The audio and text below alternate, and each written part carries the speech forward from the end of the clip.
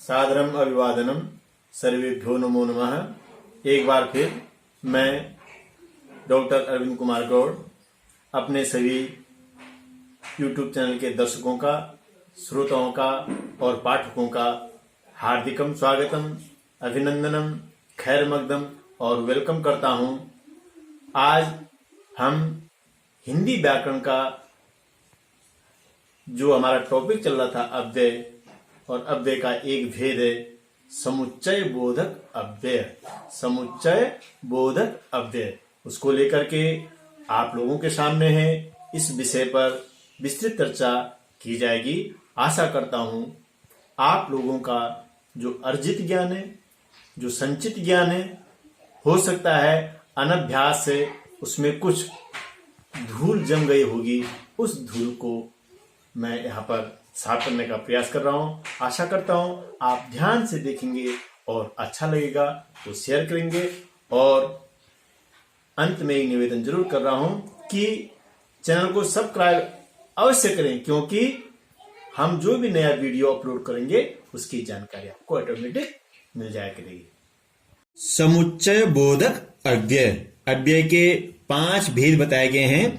Number 1 क्रिया विशेषण, number 2 निपात, नंबर 3 समुच्चय बोधक अव्यय, नंबर 4 संबंध बोधक अव्यय और नंबर 5 विस्मयादि बोधक अव्यय। उन 5 भेदों में से हम आज चर्चा कर रहे हैं समुच्चय बोधक अव्यय। इसको आंग्ल भाषा में कहते हैं कंजक्शन। सर्वप्रथम हम जो शिक्षण सूत्र है, ज्ञात से अज्ञात की ओर, जो हम जानते हैं, जो हमारे सामने है, उससे हम उस विषय वस्तु की ओर जाएंगे जिसको हम जानते नहीं है। इस शिक्षण सूत्र का हम आश्रय लेंगे, इसका हम अवलंबन करेंगे और आगे बढ़ेंगे। अब हम जानते क्या है, बहुत सारे उदाहरण हमारे पास, इनको हम दिन रात गाहे बगाए बहुत सारे समय हम पढ़ते रहते हैं। इन उदाहरणों को पढ़ करके हम समुच्चय बोधक अव्यय की ओर बढ़ेंगे। समुच्चय बोधक अव्यय की जानकारी प्राप्त करेंगे कि समुच्चय बोधक अव्यय होता क्या है। सर्वप्रथम राम और श्याम दोनों भाई हैं।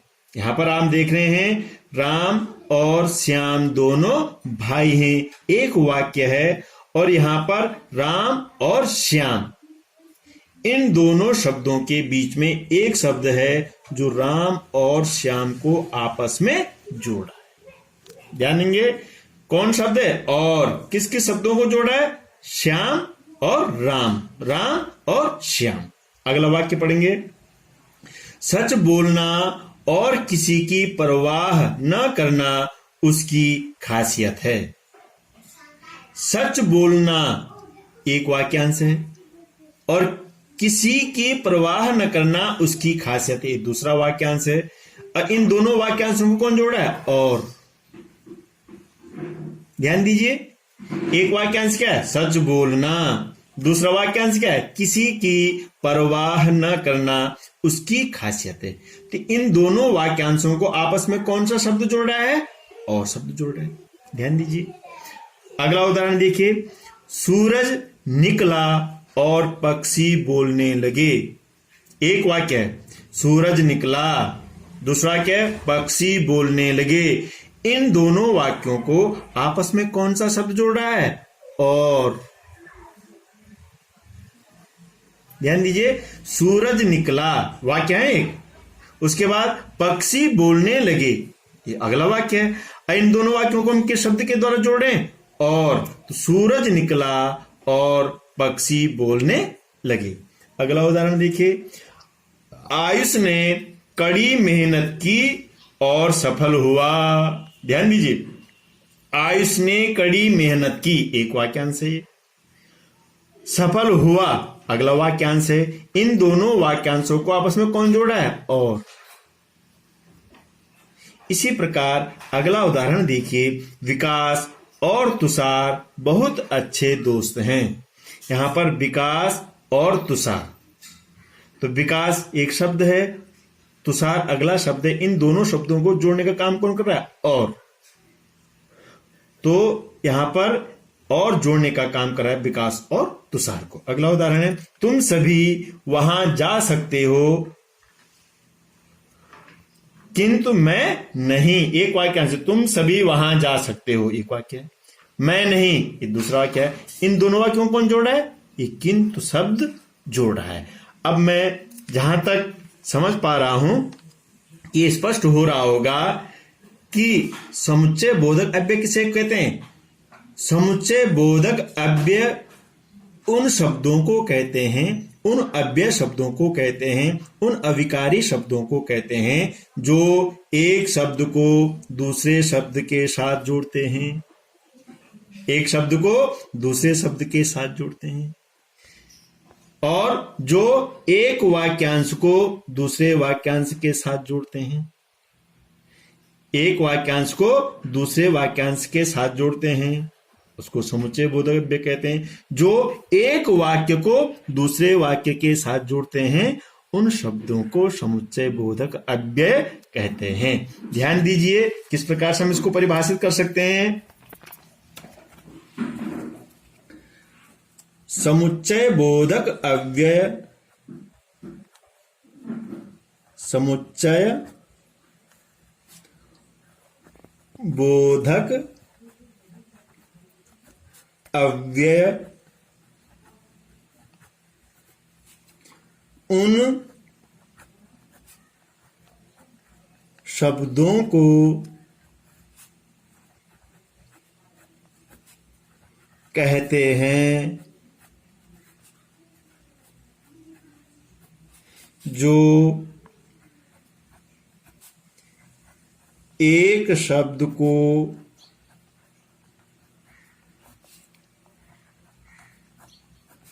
दूसरे शब्द से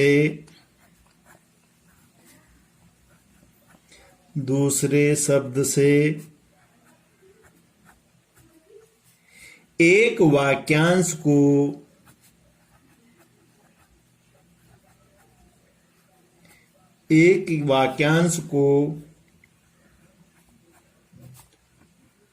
दूसरे वाक्यांश से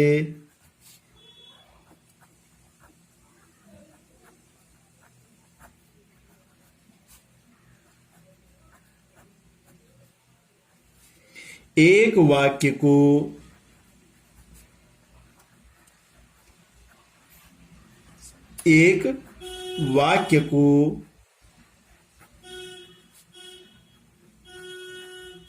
दूसरे वाक्य से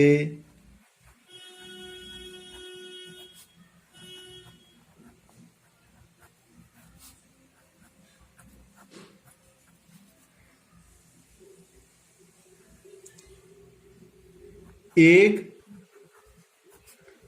प्रधान उपवाक्य को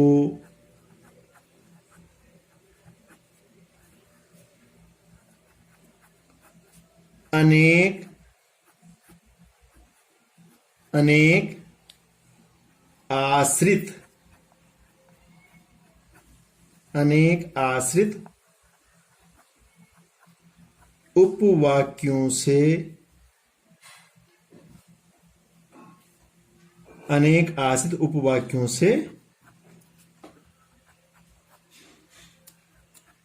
जोड़ता है।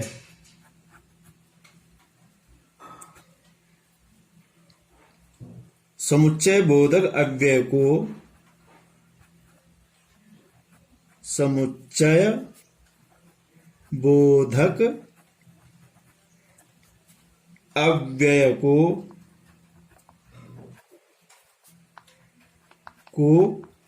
योजक भी कहते हैं।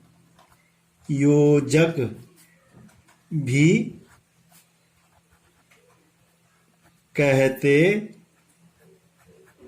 हैं। योजक माने जोड़ने वाला, शब्द को शब्द से, वाक्य को वाक्य से, वाक्यांश से, एक प्रधान उपवाक्य और उसके आश्रित जितने भी उपवाक्य उनको आपस में जोड़ने वाले को क्या कहते हैं? समुच्चय बोधक अव्यय या योजक कहते हैं। इसके मुख्य रूप से दो भेद बताए गए हैं। समानाधिकरण समुच्चय बोधक अव्यय, समानाधिकरण समुच्चय बोधक अव्यय, और दूसरा भेद बताया गया है व्यधिकरण समुच्चय बोधक अव्यय।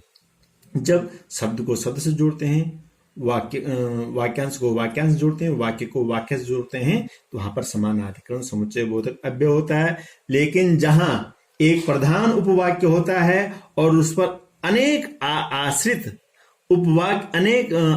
उपवाक्य जोड़े जाते हैं, तो वहां पर व्यधिकरण समुच्चय बोधक अव्यय होता है। मुख्य रूप से आपने उन उदाहरणों में देखा और, तथा, एवं, किंतु, परंतु, ये अव्यय, ये समुच्चय बोधक अव्यय हैं। और, तथा, एवं, या, किंतु, परंतु, यद्यपि, यदि, तो, इस प्रकार बहुत सारे उदाहरण जब आप वाक्यों में देखेंगे तो आपको अनेक समुच्चय बोधक अव्यय के अनेक उदाहरण देखने को मिलेंगे।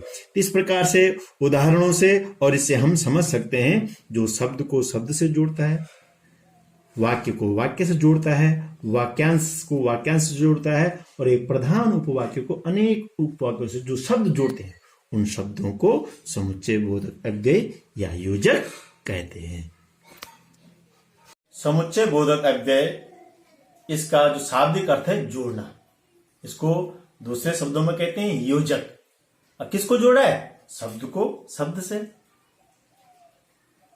वाक्यांश को वाक्यांश से, वाक्य को वाक्य से, और एक प्रधान उपवाक्य को अनेक उपवाक्यों में जोड़े। तो जो जोड़ने वाले जो शब्द हैं, तथा है, और है, एवं है, किंतु है, परंतु है, इस प्रकार जितने भी शब्द हैं, ठीक है, समुच्चय बोधक अव्यय है। अब हम इनको देखेंगे कैसे, जब हम वाक्य प्रयोग करेंगे, वाक्यों में इनको ढूंढेंगे। जैसे बारिश होती तो फसल अच्छी होती, आप पढ़ते तो उत्तीर्ण होते।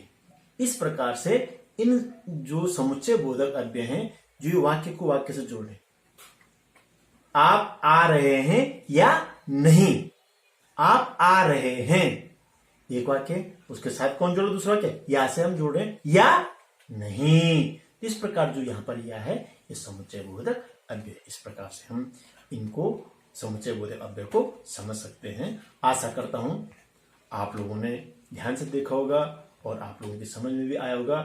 फिर भी कहीं पर कोई संदेह रह जाता है, कहीं पर कोई अस्पष्टता हो, तो कमेंट बॉक्स में लिखें।